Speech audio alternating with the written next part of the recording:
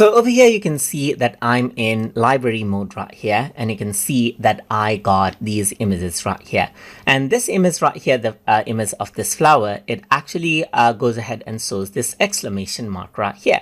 That is because the image is missing. I may have renamed it, or I may have moved it somewhere else. But in my case, I've actually renamed the photos from what it was originally, and then Lightroom now doesn't know that the photo has been renamed. So you can simply go ahead and click right here and then click on locate.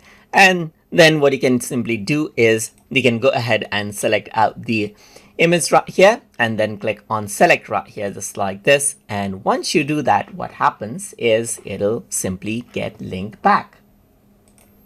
And once you choose that, you get a dialog box asking you to confirm the photo, and then the exclamation mark goes out, as you can see right here. But there are some other missing photos right here as well. And let's say you want to find all of them. In that case, you can go around onto library and then choose find all missing photos. And once you do that, missing photos is actually filtered right here, and you'll be able to see it right here.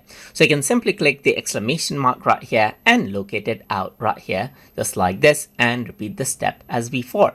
So let's say, for example, is this one, then you can simply select and then select it out, and that will be linked out as well. You can confirm, and then what happens is that that will be linked, and then you can do the same with this particular image as well. So you can go around over here and select this particular image, click on select, and then confirm to link it out.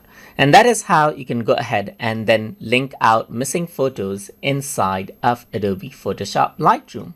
So I hope you guys learned something as always. And as always, please like, comment, share, and subscribe.